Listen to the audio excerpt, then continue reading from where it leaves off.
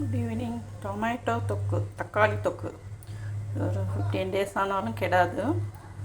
எப்படி பண்ணணுன்னா, first tomato உங்களுக்கு எவ்வளோ ரெக்குயர்மெண்ட்டோ அவ்வளோ தக்காளி எல்லாம் வேக விட்டு தோலை உரித்து வச்சுக்கணும். கொஞ்சம் கடாயில் எண்ணெய் விட்டு அந்த தக்காளி, கொஞ்சோண்டு புளி, கொஞ்சம் சால்ட்டு எல்லாம் போட்டு வத்த மிளகா ஒரு 2-3 வதக்கிட்டு நல்லா மிக்சியில் வழுவுன்னு அரைச்சி பேஸ்ட்டு எடுத்து வச்சுக்கணும். திருப்பி கடாயில் ப்ளெயின் கடுகு அண்டு வெந்தயம் ட்ரையாக வறுத்து பொடி பண்ணி வச்சுக்கணும்.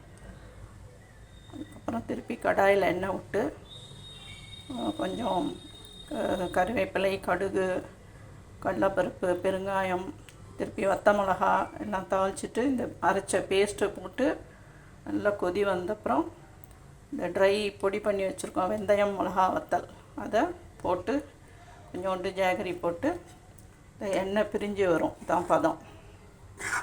எடுத்து ஒரு கண்டெய்னரில் போட்டு வச்சுட்டோம். Can use it for idli, dosa and rise. Thank you for viewing.